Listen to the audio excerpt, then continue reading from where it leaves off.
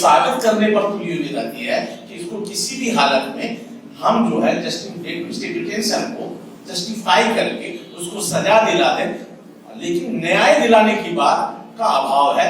यह पूरा जजमेंट अगर आप देखेंगे, जितना भी केस डायरी देखेंगे पुलिस का, तो उसमें आप ये पाएंगे एक सिटिंग में टेबल पर बैठ करके पूरा केस डायरी तैयार हो जाता है 2 दिन में, और तमाम स्टेटमेंट रिकॉर्ड दिखलाया जाता है, और वो जाकर के जब कोर्ट में केस होता है वो गॉस्पेल ट्रूथ हो जाता है।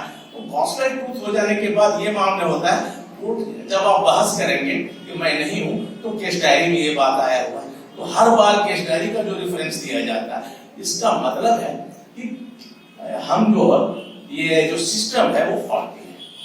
सवाल है राइट टू जस्टिस का अधिकार मुझे है।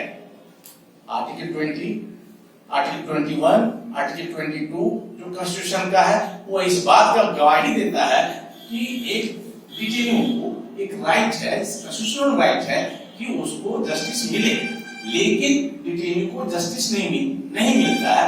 हमारे यहाँ कुछ ऐसे बंदी, एक मैं लातेहार की घटना लेता हूँ, मरियम उरांव जो है वो गिरफ्तार की जाती है, और गिरफ्तार करने के बाद वो 3 साल का सजा होता है, लेकिन मजिस्ट्रेट उसको इसलिए नहीं छोड़ता है कि साहब ये जो है इनके अंदर क्रिमिनलिटी के इश्यूज अवेलेबल है, और इस बात को लेकर वो जेल में पड़ी हुई रहती है। इस बात को लेकर के उस टाइम जो मैं जिस सेनेटर से ताल्लुक रखता हूँ और उसके जो फाउंडर थे जस्टिस पीएन धम्मती साहब के कोर्ट में ये मैटर रेफर होने के बाद वहां पर ये तय हुआ, और जब वहां पर वो कॉग्निजेंस लिया गया उसके बाद जो है ये उनको ये जेल से छोड़ा गया। अब सवाल है कि एक आदमी को अगर आप बंदी बनाते हैं, तो मैं अगर यंग हूँ 20-25 साल का हूँ, तो अगर मुझे जेल भेज दिया जाता है तो मेरे पास मेरे डिपेंडेंट्स जो है, जैसे मेरे फादर है, मदर है, या सीनियर सिटीजन है जो परिवार के, या उसके छोटे बच्चे जो है, वो उनका केयरिंग का सीधे निगेट किया जाता है। जो सबसे बड़ा जो फॉल्ट है कि अगर हम घर का ब्रेड अर्नर को अगर हम जेल भेजते हैं, तो उसके जो फैमिली मेंबर्स हैं उनकी जो इकोनॉमिकल जो चैलेंजेस है, फिनेंशियल जो चैलेंजेस है, इसको एड्रेस करने के लिए कोई गारंटी हमें। ये न्याय की पढ़ाई तो हम कर रहे हैं, न्याय की हम अपेक्षा तो कर रहे हैं, लेकिन न्याय कहाँ है? और न्याय कैसे आएगा? तो न्याय जो आएगा वो न्यायिक तंत्र से, न्याय को जो इम्प्लीमेंट करने वाली संस्थाओं के माध्यम से न्याय आएगा। न्याय स्वतः तो नहीं आएगा आसमान से उतर के। तो वेरी इंपॉर्टेंट है कि न्याय जो व्यवस्था में जो है, चाहे वो जुडिशियरी तो बाद में, लेकिन जो न्याय का जो कॉन्सेप्ट आम जनों के बीच जिसको हम लेके जाते हैं, वो या तो एडवोकेट हैं, सोशल सर्विस के क्षेत्र से लोग हैं, जो बताते हैं कि भाई ये आपका हक अधिकार है। I will come to the empowerment aspect of females, but if you look at the case of Arnesh Kumar, जिसको कि हम लोग हमेशा कोट करते हैं, तो वो भी एक सरदारी से रिलेटेड मामला है।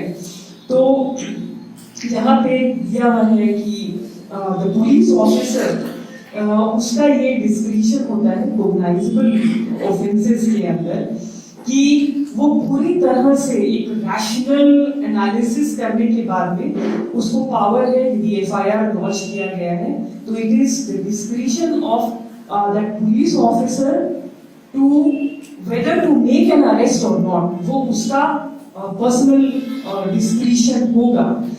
तो यहाँ पर ही पुलिस का रोल शुरू हो जाता है कि वो whether he or she is feeling that whether it is a genuine case for making an arrest or not, और यहीं से शुरू होती है पुलिस की भूमिका कि whether वो genuinely उसको डिसाइड कर पा रहे हैं या नहीं, या फिर वो किसी प्रेशर में है, किसी बहुत ही इन्फ्लुएंशियल फैमिली के प्रेशर में है, इन्फ्लुएंशियल अथॉरिटी के प्रेशर में है, जैसा कि सर ने कहा कि बहुत बार पॉलिटिकल बॉसेस का भी प्रेशर रहता है जब पुलिस जो है अपनी डिस्क्रिप्शन को मिसयूज करती है।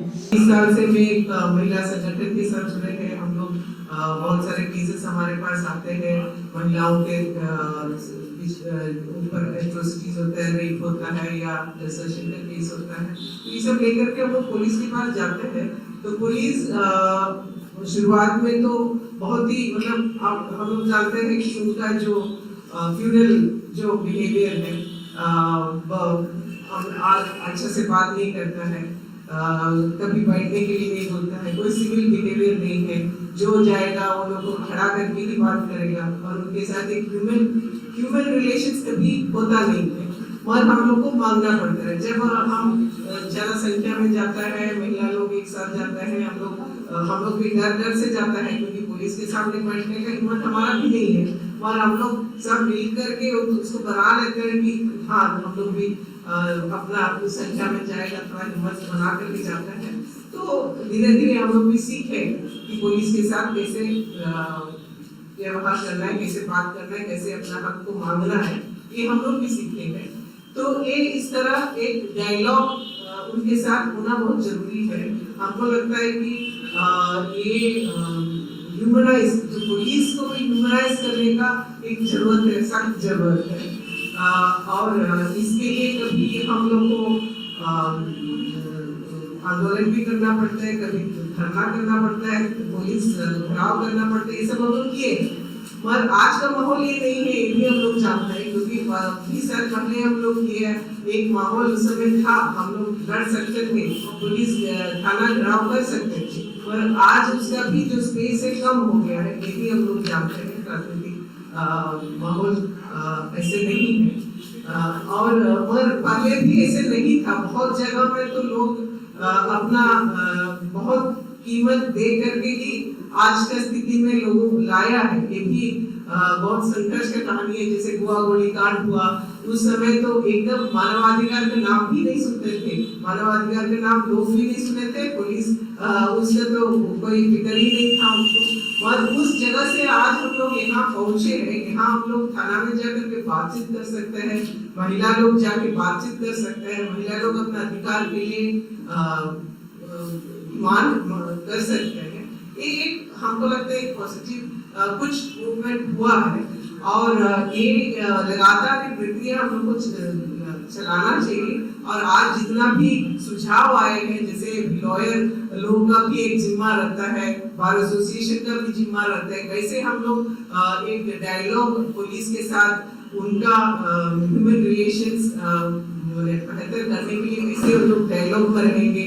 और उनका जैसे एक स्टडी किए थे CSNR में, उसमें भी हम लोग थोड़ा सा एक छोटा सा भूमिका अदा किए थे। महिला पुलिस कर्मी का क्या क्या दिक्कतें हैं